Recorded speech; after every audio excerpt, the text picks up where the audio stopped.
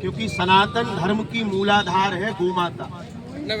जैसे किसी भी वृक्ष के ऊपर आप खूब जल डालो तो वृक्ष के ऊपर जल डालने से उतना ही लाभ होगा। अगर पत्तों पर जल डालोगे तो केवल पत्ते हरे होंगे, तने पर जल डालोगे तो केवल तना हरे होंगे, पर अगर जड़ में जल डालोगे तो पूरा वृक्ष हरा भरा हो जाएगा। इसी प्रकार सनातन धर्म की जो मूलाधार है वो गोमाता है। और भारतवर्ष में सर्वाधिक अगर सेवा की आवश्यकता किसी को है तो वो गाय को है।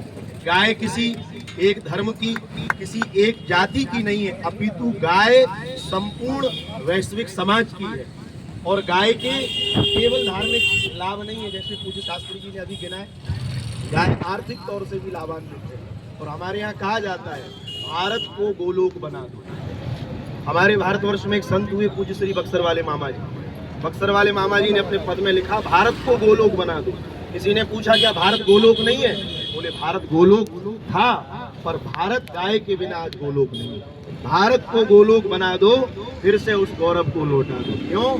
बोले केवल ब्रजमंडल ब्रज नहीं है, हमारे यहाँ लिखा है ब्रज गवाम गोष्ठा। ब्रज कौन है? बोले जहाँ गाय है वो ब्रज है। अर्थात केवल ब्रज में गाय थी उससे तात्पर्य नहीं कि वही ब्रज है।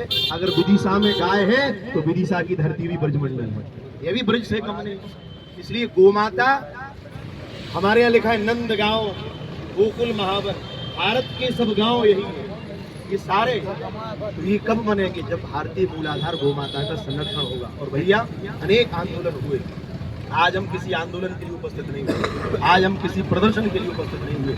आज हम वर्तमान भारतवर्ष की सनातन परंपरा को मानने वाले शासक बैठे हुए हैं, उनसे हम प्रार्थना करने के लिए उपस्थित हुए हैं कि आपके शासन काल में हमने एक से बढ़ के एक निर्णय देख लिए। हमने 550 वर्ष की गुलामी के बाद राम जी को अयोध्या के मंदिर में विराजमान होते देखा, हमने धारा 370 जैसा निर्णय देखा।